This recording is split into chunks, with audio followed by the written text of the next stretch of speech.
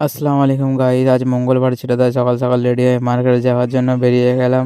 সিগন্যালে দাঁড়ানোর পর কিছুক্ষণ দাঁড়িয়ে আমরা অ্যাস্ট্রো টাওয়ারের পাশ থেকে ফের বেরিয়ে গেলাম। গাড়িতে একটু তেল কম ছিল, তাই পেট্রোল পাম্পে গিয়ে তেল ভরে নিয়ে আবার আমরা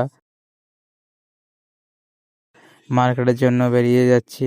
তো আজকের কী কী করছি সব কিছু ভিডিওর মাধ্যমে দেখিয়ে দেবো। আজকে ওদেরটা খুব ভালো ছিল। কিছুক্ষণ গাড়ির মধ্যে বসার পরে দেখি বিশ্ব বাংলা এসে গেছে।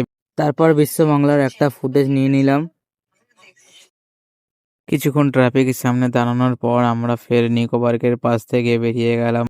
আস্তে আস্তে দেখলাম আইডিসি দেখা যাচ্ছে, তা আজকে আইডিসিটাকে খুব সুন্দর লাগছিল। তারপর আমরা সোজাসুজি বেরিয়ে গেলাম মার্কেটের জন্য। আজকে খুব বোরিং লাগছিল গাড়িতে বসে, তাই একটু ফ্লেক্স করে বাইরের দিকে তাকালাম। তাকাতে দেখি সেই সায়েন্স সিটির সুন্দর দৃশ্য, দেখতে খুব ভালো লাগছিল।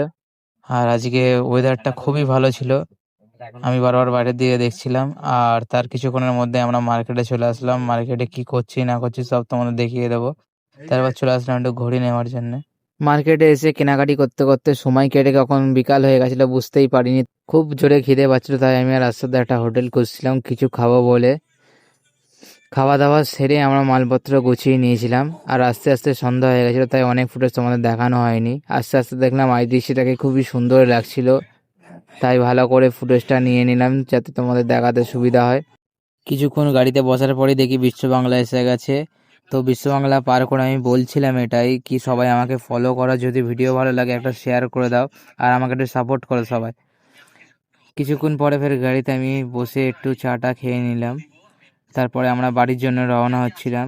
আজকে অনেক টায়ার্ড আছি, সারাদিন মার্কেটে ঘুরে শরীরটা পুরো ক্লান্ত হয়ে গেছে।